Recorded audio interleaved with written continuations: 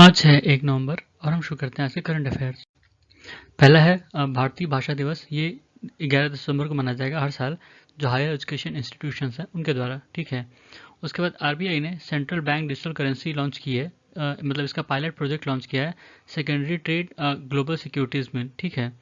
अ, उसके बाद हरित आयकर, ये इनिशिएटिव है डिपार्टमेंट ऑफ इनकम टैक्स के द्वारा। ठीक है, जिसमें उन्होंने जो आयकर विभाग के जो भी भवन होते हैं या उनके जो प्रेमाइसिस होते हैं वहाँ पे ग्रीनरी बढ़ाने की बात की है। उसके बाद स्पेन ने अंडर 17 का जो वुमेन फीफा वर्ल्ड कप हो रहा था उसको जीता है। इन्होंने कोलंबिया को हराया है और ये फीफा वर्ल्ड कप मुंबई में हो रहा था। ठीक है। उसके बाद है इंडिया CHEM। इसका 12वां edition department of chemical and petrochemical द्वारा ऑर्गेनाइज किया गया, प्रगति मैदान दिल्ली में। ठीक है। और इंडिया जो है बहुत ज़्यादा केमिकल एक्सपोर्ट करता है, मतलब हमारे मेजर एक्सपोर्ट्स में से एक है केमिकल। और 2021-22 में करीब $29,296 मिलियन का एक्सपोर्ट किया गया इंडिया से। ठीक है, ये 2013-14 की तुलना में करीब 106% की वृद्धि थी। और उसके बाद इंटरनेशनल ओपन एक्सेस वीक 2022, इसको CSIR की जो NISC PR लैब है, ठीक है, national institute of science communication and policy research lab, उसने ऑर्गेनाइज कराया। और इसका उद्देश्य था कि जो भी रिसर्च वर्क हैं वो ओपनली एक्सेस हो हर व्यक्ति को। ठीक है। ये अक्टूबर के आखिरी हफ्ते में ये मनाते हैं। फिर है गंगेटिक डॉल्फिन। ये फ्रेश वाटर स्पीशीज़ है, मैमल है ये। ठीक है। और ये इंडिया, नेपाल, बांग्लादेश में पाई जाती है, खासकर गंगा, ब्रह्मपुत्र, मेघना रिवर और कर्णफूली सांगो रिवर में। ठीक है। और इंडिया में ये इंडिया की नेशनल एक्वेटिक एनिमल है और गुवाहाटी की ये ऑफिशियल एनिमल है। ठीक है। और इंडिया में जो नेशनल डॉल्फिन रिसर्च सेंटर, ये 2021 में पटना यूनिवर्सिटी में खोला गया। और गंगा डॉल्फिन का अगर जो कंजर्वेशन स्टेटस उसकी बात करें तो IUCN में इसको इंडेंजर्ड कैटेगरी में रखा गया है।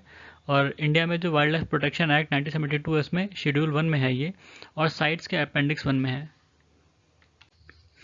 उसके बाद 2021 PMAYU मतलब प्रधानमंत्री आवास योजना का अर्बन जो है उसके अवार्ड्स मिले थे। ये सेकंड एडिशन का अवार्ड था। ठीक है। इसमें टॉप परफॉर्मर रहे उत्तर प्रदेश, मध्य प्रदेश और तमिलनाडु। जो नॉर्थ ईस्ट स्टेट और हिल्स स्टेट्स हैं उसमें त्रिपुरा सबसे टॉप पर रहा। 2019 वाले में भी वो टॉप पर था। और यूटीज़ की बात करें उसमें Jammu Kashmir, Dadra and Nagar Haveli and Daman and Diu, ये चारों एक ही हैं। ठीक है, एक ही नाम है वो। उस ये मतलब सेकंड पर रहे इसमें।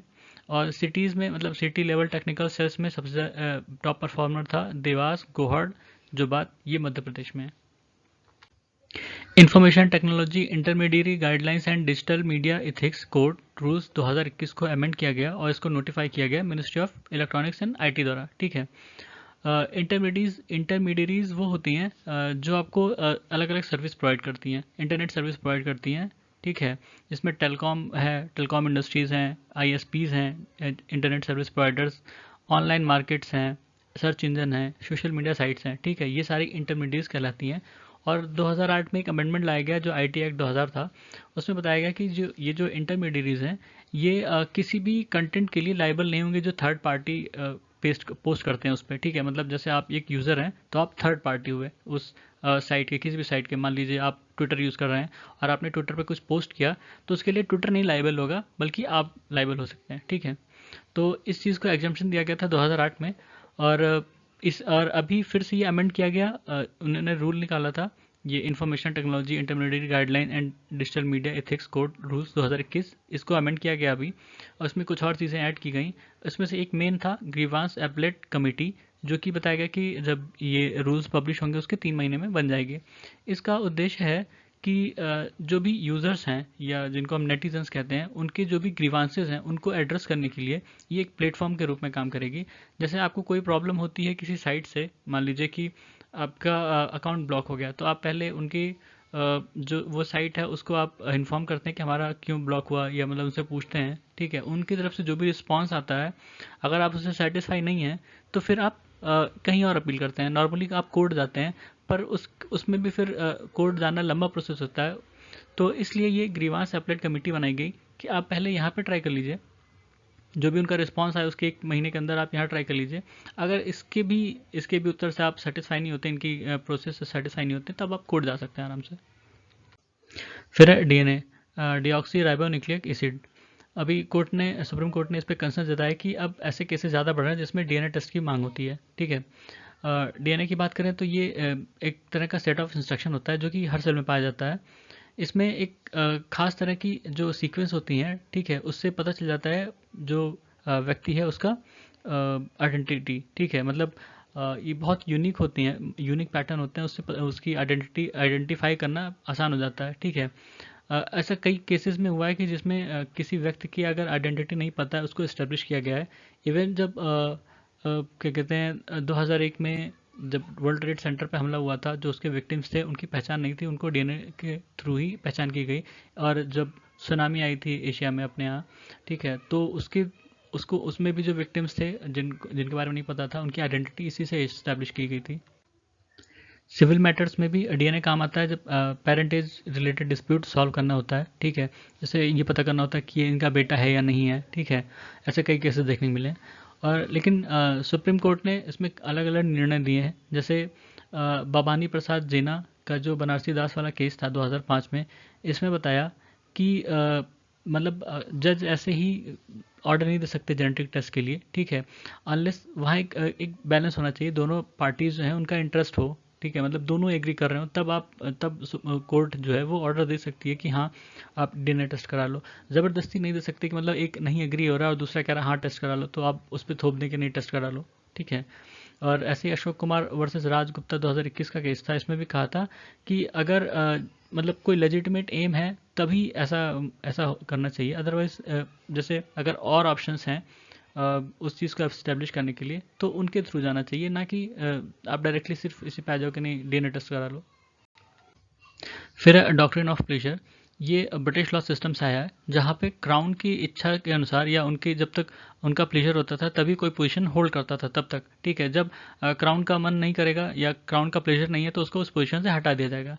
इंडिया में भी हमारे कॉन्स्टिट्यूशन में ऐसे कई प्रोविजंस हैं जहाँ पे जैसे लिखा है कि minister hold office during the pleasure of president, या minister hold office during the pleasure of governor. ठीक है, या किसी और पोजीशन के लिए भी ऐसा लिखा गया है।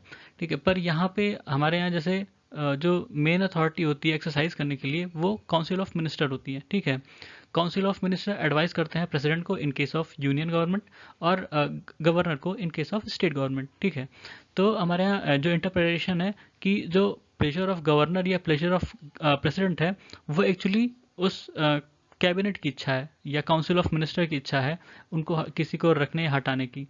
प्रेसिडेंट या गवर्नर की अपनी इच्छा नहीं है, मतलब उनका प्लेजर जो लिखा गया है वो एक्चुअली उनका प्लेजर नहीं होता, ये जो काउंसिल ऑफ मिनिस्टर है उनका प्लेजर होता है या उनकी इच्छा होती है। ठीक है, तो अभी जैसे केरला में वो इशू चल रहा है कि गवर्नर ने कहा है कि जैसे minister hold office during the pleasure of governor, जो आर्टिकल 164(1) है। ठीक है, उसके तहत तो उन्होंने कहा कि अब मेरा प्लेजर मैं अपना हटाता हूँ इन मिनिस्टर से और इनको हटा देना चाहिए।